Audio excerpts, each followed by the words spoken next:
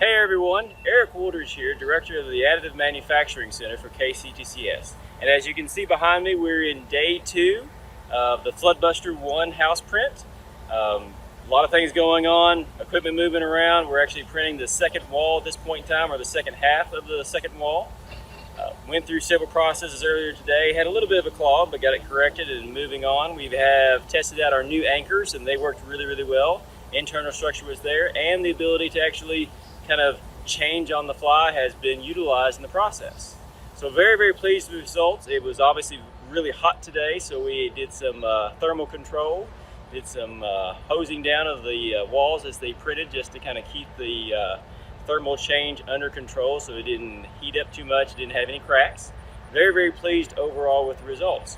So moving on into day number 3 in the process, and we'll be actually adding on the angle iron for the headers and building up the walls after that point. So we'll probably end up printing into the evening today, and then see what we have in the morning going on from there.